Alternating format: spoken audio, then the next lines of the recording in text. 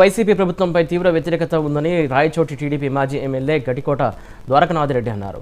అన్నమయ్య జిల్లా రాయచోటిలో ఈసారి టీడీపీ తప్పకుండా గెలుస్తుందని ధీమా వ్యక్తం చేస్తున్న మాజీ ఎమ్మెల్యే ద్వారకనాథరెడ్డితో మా కడప ప్రతినిధి రాజు ఫేస్ టు ఫేస్.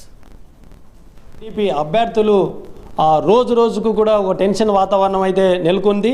అయితే టీడీపీ అభ్యర్థి తరపున కూడా టీడీపీలో పార్టీ తరపున బరిలోకి తిరగడానికి కూడా మరి చాలామంది కూడా పోటీ పడుతున్నారు. ప్రధానంగా కూడా మరి గడికోట ద్వారకనాథ్ రెడ్డి అభ్యర్థి రేసులో ఉన్నాడని కూడా ముమ్మరంగా ప్రచారం జరుగుతుంది.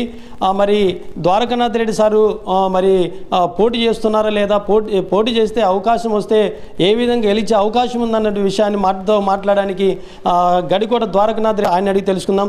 సార్ చెప్పండి, రాయచోటి నియోజకవర్గంలో కూడా టీడీపీ అభ్యర్థికి కూడా మీ పేరు కూడా వినిపిస్తుంది, ఇది ఎంతవరకు కరెక్ట్? అవును, గత 2 సంవత్సరాల నుంచి నేను టీడీపీ టికెట్ కోసం ప్రయత్నం చేస్తున్నాను.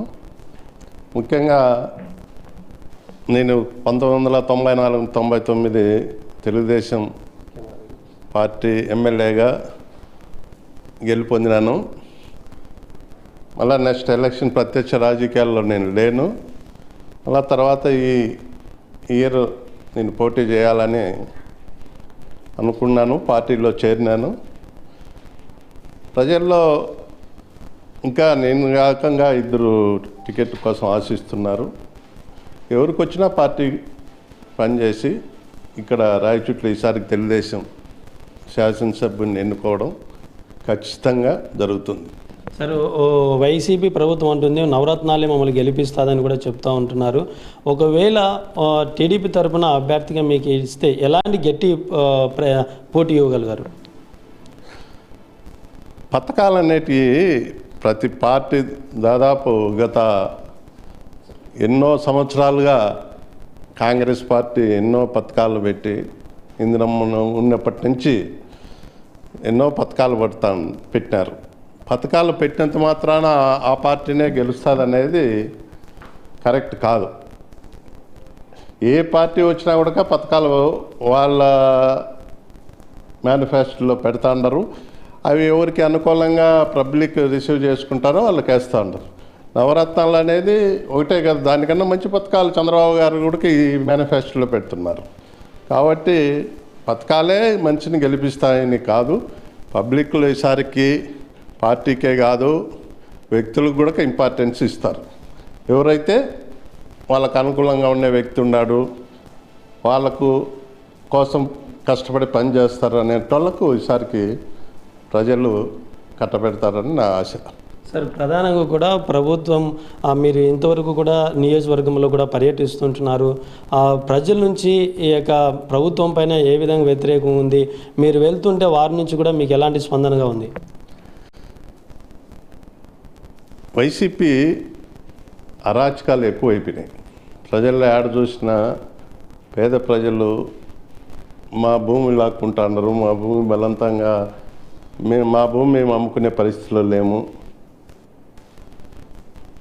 అవినీతి ఎక్కువైపోయింది, డెవలప్మెంట్ ఎక్కడా కానీ కనిపించడం లేదు. పేదోడు బతికేదానికి డెవలప్మెంట్ లేకపోతే పేదోడు బతికేదానికి అసలు మార్గమే లేకుండా పోయింది. ఉదాహరణకు చెప్తాను, ఇక్కడ వచ్చిన వర్కులన్నీ బయట కాంట్రాక్టర్లు వచ్చి పని చేసినారు. ఇక్కడ వడ్డర్లకు పని లేదు, బేల్దారులకు పని లేదు, కూలీలకు పని లేదు. అంతా ఇక్కడ వచ్చిన బయట కార్పొరేట్ సంస్థలకు వర్కులు ఇచ్చేస్తున్నారు. ఈ రాష్ట్రంలో అసలు ఎవరికే కానీ పని లేకుండా చేసిన రాష్ట్రం ఇదే ఫస్ట్. ఇదే పార్టీ రాష్ట్రంలో పని లేకుండా చేయడం అనేది వైసీపీ పార్టీనే పేద ప్రజలకు పనే లేకుండా చేసేసింది. ప్రజల నుంచి మీరు వెళ్తూ ఉంటున్నప్పుడు ప్రజల నుంచి ఎలాంటి స్పందన ఉంది సార్? తెలుగుదేశానికి ఈసారికి తప్పు చేసినాం, లాస్ట్ టైం ఓటు వేసి ఒకసారి అని చెప్పి ఆయన నేను 30 సంవత్సరాలు మళ్ళా నేను ముఖ్యమంత్రిగా ఉంటాను, నాకు డబ్బు అవసరం లేదు, డబ్బులో నేను పుష్కలంగా ఉన్నాను, నాకు డబ్బు అవసరం లేదు, నేను 30 years నా పేద ప్రజలు నా ఫోటో పెట్టుకోవాలా, నేను నా తదనంతరం అని చెప్పిన ముఖ్యమంత్రి 3 ఏళ్లకే ఫోటో తీసేసినారు ఈ రాష్ట్ర ప్రజలు. ఈసారి కెట్ట తిరిగి తెలుగుదేశమే కావాలా, చంద్రబాబు నాయుడు వస్తేనే సీనియర్ పాలిటీషియన్, ఆయన అయితేనే మన రాష్ట్ర అభివృద్ధి చెందుతుంది, మన రాష్ట్రానికి మేలు జరుగుతుంది. ఇప్పుడు విభజించిన రాష్ట్రం డివైడ్ చేసినాక ఇంకా అదో గతికి పాలైపోయింది. ఎక్కడ మన రాష్ట్రం అని చెప్పుకునేదానికే లేదు. ఏ ఊరికి పోవాలా మన రాష్ట్ర హెడ్ ఆఫీస్కి అనేది కూడా లేదు. ఎక్కడ చూసినా ఒక బిల్డింగ్ లేదు ఆఫీస్కు ఇంతవరకు. పర్మనెంట్ బిల్డింగ్ అట్లా మన రాష్ట్రంలో క్యాపిటల్ లేదు. ఈ విధంగా వైజాగ్ విజయవాడనే 5 ఏళ్ళు గడిపేస్తుంది. కాబట్టి మన రాష్ట్ర ప్రజలందరూ మార్పు కోరుకుంటారు. ఇది ద్వారకనాథ్ రెడ్డి సార్ చెప్తున్నటువంటి రాష్ట్ర ప్రజలు రాష్ట్రంలో మార్పు కావాలని కోరుకుంటున్నారు. ప్రధానంగా 30 సంవత్సరాలు మరి ముఖ్యమంత్రిగా ఉండాలని, అదేవిధంగా తన తండ్రితో పాటు తన ఫోటో కూడా ఉండాలని చెప్పి ఏదైతే చెప్పిన జగన్మోహన్ రెడ్డి 3 సంవత్సరాలకే ఆ ఫోటోను కూడా తీసేటువంటి పరిస్థితి వచ్చిందని చెప్పి కూడా ద్వారకనాథ్ రెడ్డి చెప్తున్నారు. ప్రధానంగా రాయచోటి నియోజకవర్గంలో ఎవరికి సీట్ ఇచ్చినా ఖచ్చితంగా రాయచోటి నియోజకవర్గంలో టీడీపీ జెండా ఎగరవేస్తామని ధీమా వ్యక్తం చేస్తున్నారు. కెమెరామెన్ నర్సయ్యతో రాజు, 99 టీవీ, కడప.